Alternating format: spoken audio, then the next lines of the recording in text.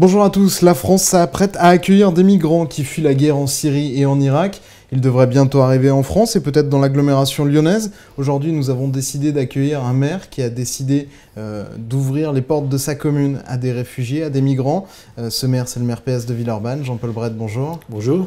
Alors, combien de familles et quand allez-vous accueillir les premiers réfugiés? Combien, je ne sais pas.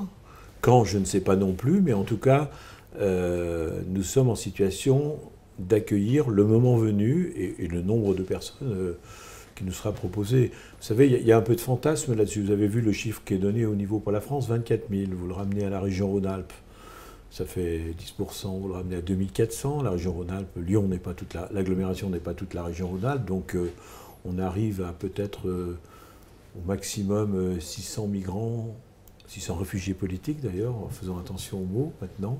Qu'est-ce qui vous gêne dans le mot migrant? Le mot migrant a servi, il ne me gêne pas en tant que tel, moi j'aime les mots et la sémantique, donc ce sont bien des migrants. Mais en même temps, ce ne sont quand même pas tout à fait des migrants comme d'autres, qui sont des migrants économiques. Donc là, on a vraiment affaire pour les Syriens, pour les Irakiens, pour les Érythréens aussi, à des gens qui fuient des pays dans lesquels ils sont confrontés à la barbarie, pour les femmes au viol et pour les hommes aussi quelquefois d'ailleurs. Donc ils sont confrontés à des exactions, donc ils sont dans des situations d'une totale inhumanité. Donc c'est en ce sens que par rapport à aux personnes que l'on qualifie, et ils le sont dans notre Constitution, qualifiées de réfugiés politiques, c'est-à-dire qui fuient des zones dans lesquelles leur vie est en danger, je trouve que la qualification de réfugiés politiques est une meilleure qualification, mais les réfugiés politiques sont aussi des migrants, et tous les migrants ne sont pas des réfugiés politiques. La guerre n'a pas commencé ce week-end, avant que la France et l'Europe décident d'ouvrir leurs portes. Vous, pourquoi vous n'aviez pas...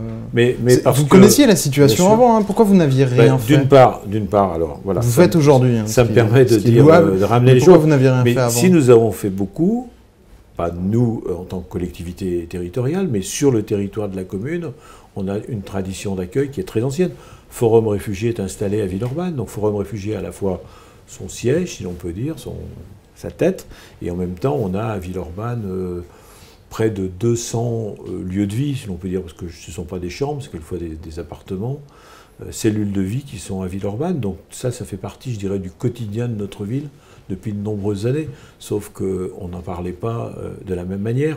Mais vous avez déjà accueilli des Syriens qui fuyaient la guerre? Et au mois de juillet dernier, sans qu'évidemment qu'on en parle, ce qui a fait qu'on en parle, c'est à la fois les images, vous le savez bien, et puis quand même aussi l'intensité. C'est une photo. Une photo, mais aussi l'intensité de la migration quand même, et puis d'autres images qui sont venues là. Le camion, ça a été aussi... oui, c'est une accumulation. Une accumulation de faits. Mais en même temps, dès le mois de juillet dernier, par exemple, Forum Réfugiés s'était adressé à moi pour voir comment Est Métropole Habitat, qui est le bailleur public de Villeurbanne, pouvait accueillir des réfugiés syriens. Donc ça veut dire qu'on avait déjà commencé à préparer une réponse d'accueil à travers une usine que Est Métropole Habitat a achetée pour construire demain des bâtiments, mais qui pour l'instant est à titre conservatoire. Donc en fait, on était déjà dans ces dispositions-là, dans cette préparation-là, mais l'actualité ne nous conduisait pas à en parler comme nous l'avons fait ces derniers jours. Lundi, à votre place, il y avait Olivier Brachet, qui est le fondateur de Forum Réfugiés. Il disait en France, on accueille traditionnellement pas très bien les réfugiés, ce qui fait qu'ils sont mal intégrés. Vous, comment vous allez les accueillir à Villeurbanne? Alors, la chose importante, c'est que c'est pas seulement un toit. Bien sûr, c'est pas seulement un toit, mais c'est justement pour que cette générosité qui est quand même assez présente à Villeurbanne, je sais que d'autres villes maintenant disent tous, on a une tradition d'accueil. À Villeurbanne, c'est la réalité, c'est l'histoire de la ville. Les tragédies du XXe siècle, que ce soit le génocide arménien, que ce soit les Espagnols fuyant le franquisme ou les Italiens au temps de Mussolini. Cette ville s'est constituée avec beaucoup de ces migrations, des migrations qui sont liées à des moments tragiques. Donc on a ça, je dirais, un peu sinon dans nos gènes, mais en tout cas dans nos pratiques, y compris aujourd'hui. Après, ce qu'on a aussi, mais qui est le corollaire de ça, c'est qu'on a des structures qui, depuis un certain temps, depuis longtemps même, sont organisées pour cet accueil-là. Forum Réfugiés, dont je vous parlais, nos bailleurs sociaux, Est Métropole Habitat, l'INEA Aralis, qui sont les anciens foyers de travailleurs migrants, qu'on n'appelle plus comme ça maintenant, qui sont des résidences sociales ou des centres d'hébergement d'urgence, sont présents à Villeurbanne.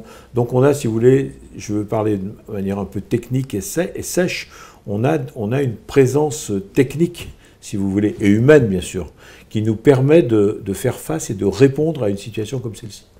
Parce que si on est simplement dans l'acte compassionnel, en disant j'en veux chez moi, c'est bien, je trouve que c'est beaucoup mieux d'être comme ça, mais derrière, pour que c'est un sens, et j'en reviens à votre question, il faut que quand les gens viennent, il faut les accueillir, il faut penser à l'accompagnement social, l'accompagnement culturel, il faut voir comment, dans leur vie, leur installation n'est qu'une étape, et comment il y aura un parcours individuel de logement, bien sûr, c'est important, mais aussi demain, professionnel. Et ça, à Villeurbanne, on a cette chance-là, mais c'est une chance que l'on s'est donnée, de pouvoir le faire.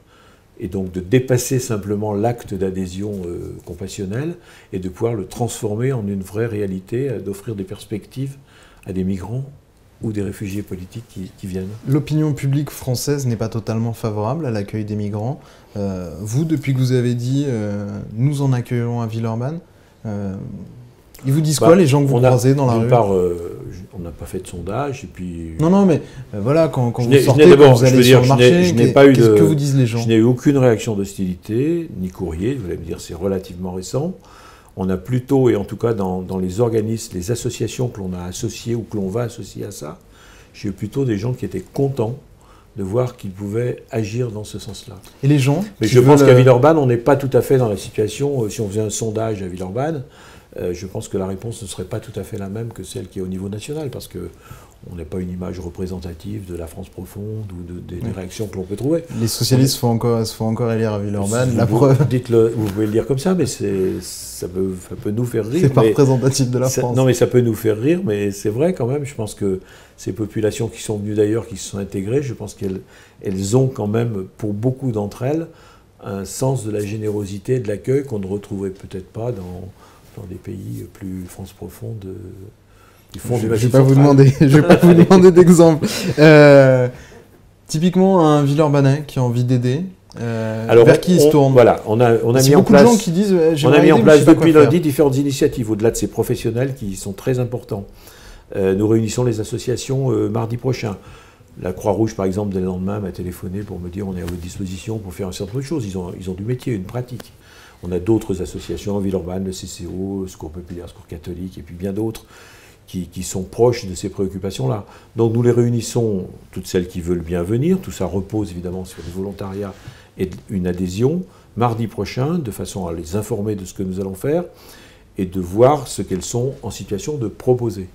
Et pour les particuliers, parce que ça compte, on a aussi le Centre communal d'action sociale, qui a donné un numéro, et les gens qui veulent se manifester pour dire on veut faire quelque chose, on les prend, d'abord on prend leurs coordonnées, mais vous voyez ce qui est important, il faut dépasser simplement cet acte, pour être efficace, il faut dépasser simplement un acte compassionnel immédiat, parce que des familles qui seraient accueillies dans d'autres familles, très vite, si on ne les met pas dans un parcours avec ce que ça suppose d'encadrement, d'accompagnement, on va les encoconner, donc vous voyez, ou on peut les isoler un peu du reste. Donc c'est important de pouvoir développer cet aspect, d'avoir des vraies perspectives et un peu de la pérennité, quoi.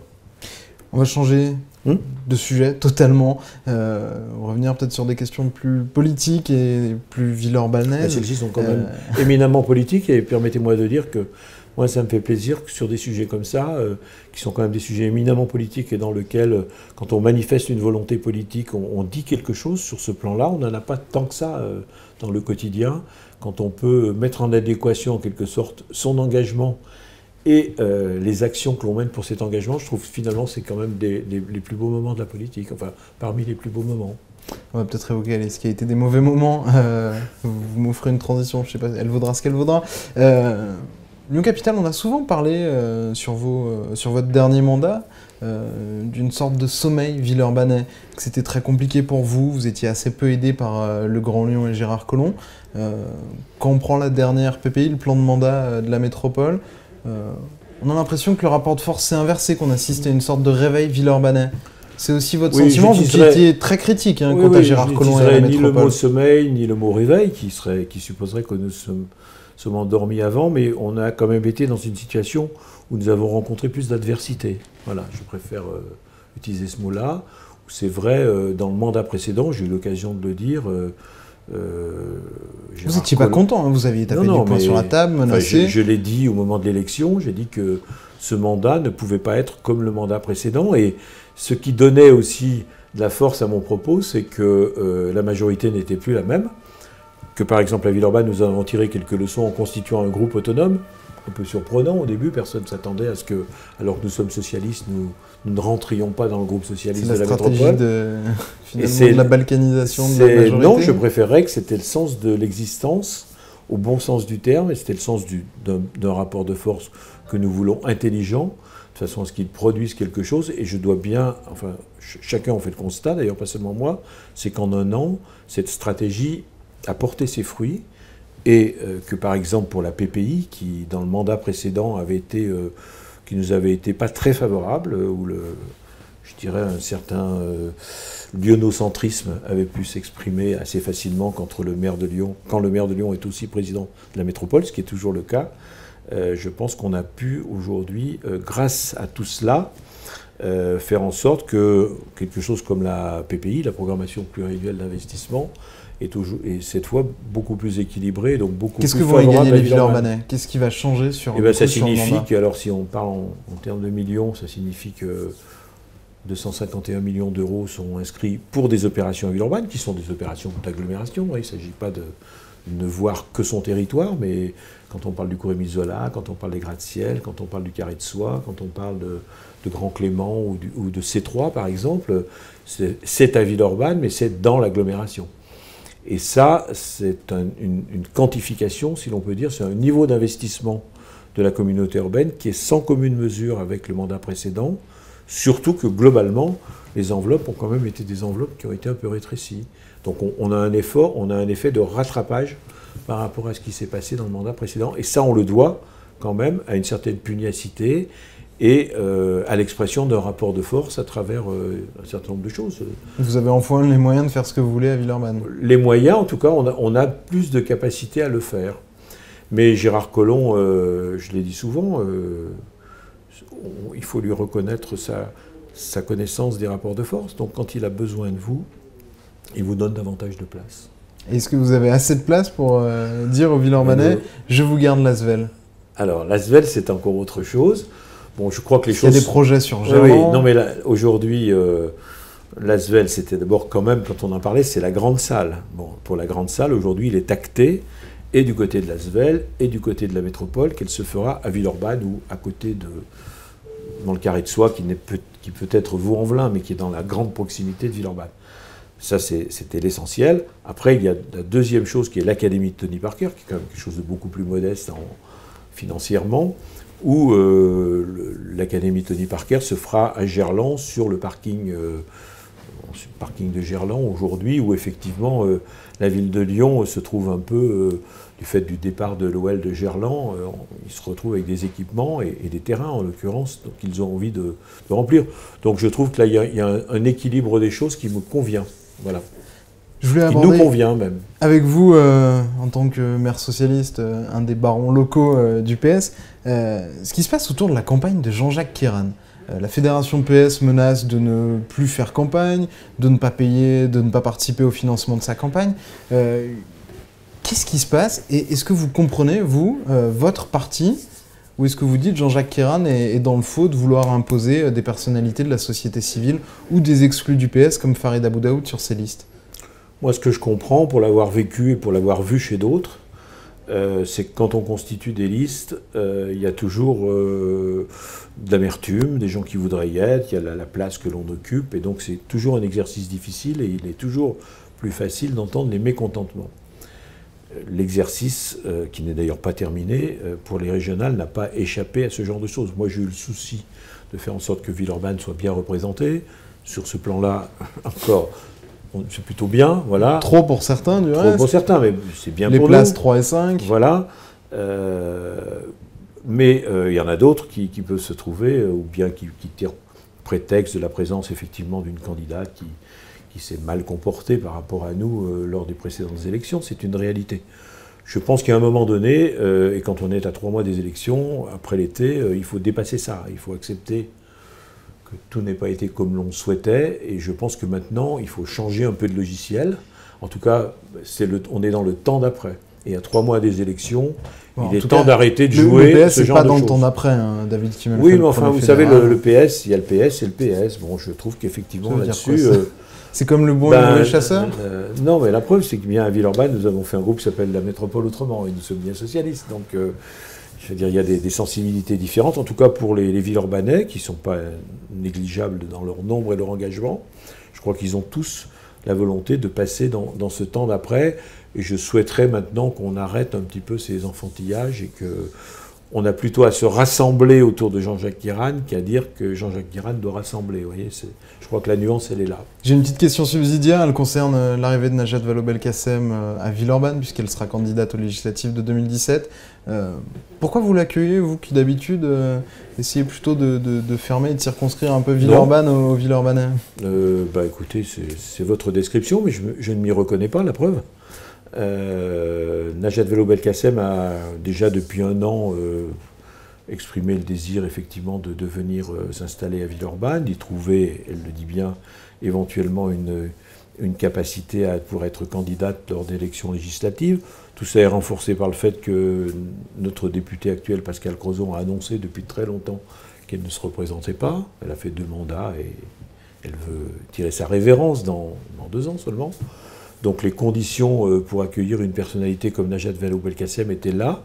J'ajoute qu'elle est plutôt une personne et une candidate demain qui fait envie, si l'on peut dire, hein, c'est-à-dire qui est intelligente, et je pense les choses se sont bien passées, progressivement, sans violer personne, et je pense que quand elle arrivera, enfin elle est arrivée, mais quand elle aura à se présenter d'abord devant les militants pour être candidate, je pense que elle réunira, mais j'y suis pour quelque chose, Pascale Crozon aussi, elle s'installera dans une ambiance très consensuelle et de désir, si l'on peut dire. Merci beaucoup Jean-Paul Brand d'avoir répondu à nos questions et à notre invitation. On se retrouve demain pour une autre édition. Au revoir.